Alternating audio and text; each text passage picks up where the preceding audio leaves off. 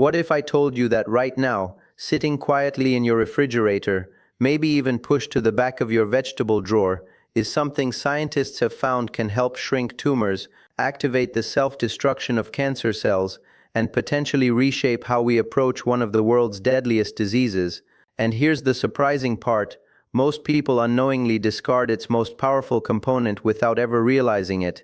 Stay with me, because what you're about to learn in the next few minutes could completely change how you eat, how you think about your health, and how your body defends itself every single day. I'm Dr. Thomas Harrison. In all my years of clinical practice and research, very few discoveries have genuinely made me stop and take notice the way this one has. But let me be clear from the start: I'm not here to sell you a supplement, make exaggerated claims, or replace your doctor's advice. My goal is simple: to break down what the science actually says in a way that's easy to understand, because this knowledge is too important to remain buried in journals most people never read. So what's this powerful vegetable? It's broccoli. Now, before you dismiss this as the same old eat your vegetables advice, hear me out, because this goes far beyond that. We're diving deeper into a specific compound inside broccoli that is so unique, so biologically active, that researchers at leading institutions like Johns Hopkins University have spent decades studying how it works in the human body. And what they've discovered is remarkable. The compound is called sulforaphane. Remember that name, because by the end of this you'll understand why it's considered one of the most promising natural compounds in cancer research today. But here's where it gets even more interesting. Sulforaphane doesn't actually exist in broccoli in its active form. Your body has to create it. And the process behind that is something most people have never heard of and unknowingly disrupt every day in their own kitchens. Here's how it works. Inside raw broccoli are two separate components, stored apart like ingredients in a two-part system. One is glucoraphanin, the precursor or raw material. The other is an enzyme called myrosinase. When the broccoli is whole, these two stay separated inside the plant cells, but the moment you chop, crush, or chew it, those compartments break open. The two substances come together, and a chemical reaction begins, producing sulforaphane. It's an elegant natural defense system designed by the plant to protect itself. But inside the human body, it triggers something far more powerful, something the plant never intended, yet science finds incredibly exciting. Now here's the mistake millions of people make every day. When you take broccoli and immediately throw it into boiling water, you destroy the myrosinase enzyme before it ever gets a chance to work.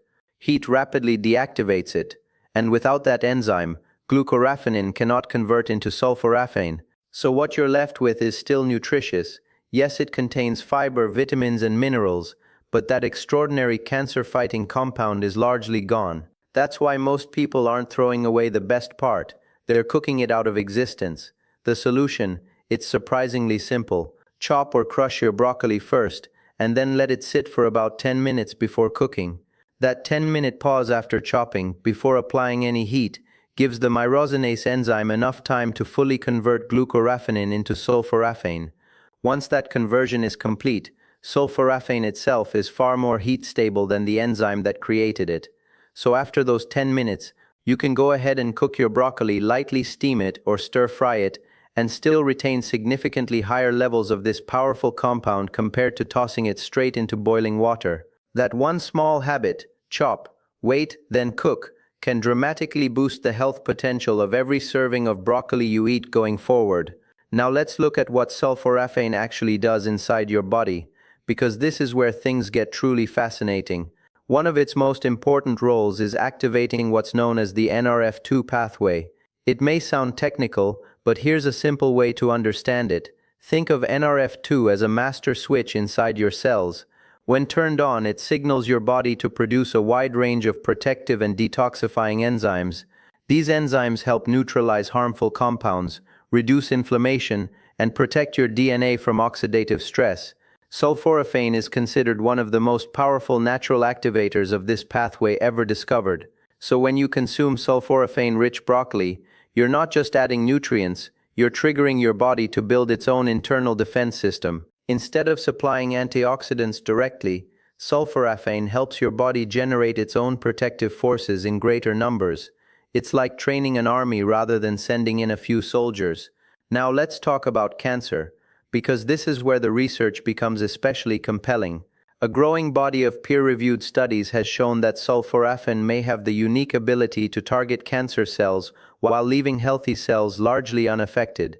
This selectivity is incredibly important. One of the biggest challenges in conventional treatments like chemotherapy is that they can harm both cancerous and healthy cells. Sulforaphane appears to work differently. It takes advantage of specific weaknesses found in cancer cells, weaknesses that normal cells don't share. One key mechanism is its ability to trigger apoptosis, or programmed cell death. This is the body's natural way of eliminating damaged or dangerous cells. Cancer cells often bypass this process, which allows them to survive and multiply uncontrollably. Sulforaphane, however, has been shown in laboratory studies to help reactivate this self-destruct mechanism in certain cancer cells, essentially pushing them to do what they were originally designed to do. Researchers have observed this effect in multiple cancer types, including breast, prostate, and colon cancer cells. For example, a study published in Cancer Prevention Research found that sulforaphane significantly reduced the number of breast cancer stem cells in animal models without harming normal tissue. This is particularly important because cancer stem cells are believed to drive recurrence. They're like the root of the problem. If they remain, cancer can return. Targeting these cells is considered one of the most important goals in modern cancer research. There's another interesting layer to this. Research from Johns Hopkins University has shown that broccoli sprouts, the young seedlings of the broccoli plant, contain anywhere from 50 to 100 times more glucoraphanin than mature broccoli. That means just a small serving of broccoli sprouts, maybe a couple of tablespoons added to a salad or sandwich, can deliver a sulforaphane potential equivalent to several cups of regular broccoli. This isn't a fringe idea. It's backed by published replicated research and has sparked serious scientific interest in broccoli sprouts as a functional food for cancer prevention. Now, let's shift focus to something equally important: what sulforaphane does to the internal environment where cancer cells try to grow. Because preventing cancer isn't only about attacking abnormal cells directly, it's also about creating conditions inside your body where those cells simply cannot thrive. One of the biggest contributors to cancer development is chronic inflammation. When your body stays in a constant low-grade inflammatory state, something driven by poor diet, ongoing stress, lack of sleep, and exposure to environmental toxins, you're essentially setting the stage for trouble. In that environment, DNA damage becomes more likely, mutations occur more easily, and cancer cells find it easier to take hold. Sulforaphane has shown strong anti-inflammatory effects in multiple studies. It helps calm down these inflammatory pathways, potentially lowering the long-term risk of cancer by improving the overall cellular environment. But there's another layer to this that makes it even more compelling. We live in a world filled with carcinogens, chemicals in processed food, pollutants in the air, contaminants in water.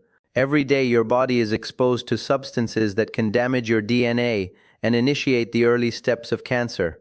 Sulforaphane supports your body's natural detox system, especially in the liver. It boosts what are known as phase 2 detoxification enzymes. These enzymes take harmful compounds, including known carcinogens, and convert them into forms that your body can safely eliminate. So instead of only dealing with cancer after it forms, sulforaphane helps your body intercept potential threats before they can do serious damage. It works on multiple levels at once, and that's what makes it so scientifically intriguing. Now let's turn this into something practical you can actually use. First, make broccoli a regular part of your weekly routine, not just occasionally, but consistently. Aim for several servings each week. Second, remember the simple method: chop first, wait 10 minutes, then cook gently. Light steaming for about 3 to 4 minutes preserves far more sulforaphane than boiling. Third, consider adding broccoli sprouts to your diet. You can find them in many stores, or easily grow them at home using just seeds, water, and a jar. In about 5 days you'll have a potent source. Even a small handful added to a salad wrap or smoothie delivers a concentrated boost of the precursor your body turns into sulforaphane. Fourth, combine broccoli with foods that contain myrosinase, the enzyme needed for sulforaphane formation. Foods like mustard seeds, radishes, arugula, and wasabi naturally contain it. Pairing these with cooked broccoli can help restore some of the sulforaphane production lost during cooking. Now let's address an important question. Does this mean you can rely on broccoli instead of medical treatment for cancer? Absolutely not. And it's important to be clear about that. While the research on sulforaphane is promising and scientifically credible, much of it is still based on laboratory studies and early-stage clinical trials. This is not a cure, and it is not a replacement for professional medical care. What it is, based on current evidence, is one of the most powerful dietary tools we have for supporting cellular health and potentially reducing cancer risk over time. And unlike many interventions, it's simple, widely available, and comes with a wide range of additional benefits, supporting gut health, brain function, heart health, and hormonal balance all at once.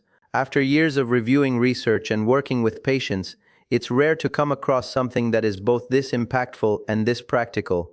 This isn't hype, it's not a passing trend, it's solid, peer-reviewed science pointing towards something that earlier generations understood instinctively, that food can act as medicine, and that certain foods carry powerful biological effects we are only beginning to fully understand. So the next time you're at the store, look at broccoli differently, chop it, let it sit, cook it gently, add sprouts if you can, because you're not just eating a vegetable, you're activating one of your body's most powerful natural defense systems, and that's something truly remarkable. If you found this helpful, if it gave you a new perspective, a new habit, or a reason to rethink what's on your plate, consider liking and sharing it so more people can benefit. And if you haven't already, subscribe for more science-backed insights like this every week. Up next, we'll explore another everyday food that's showing surprising results in reducing inflammation at the cellular level. I'm Dr. Thomas Harrison. Take care of your body, it's the only one you have.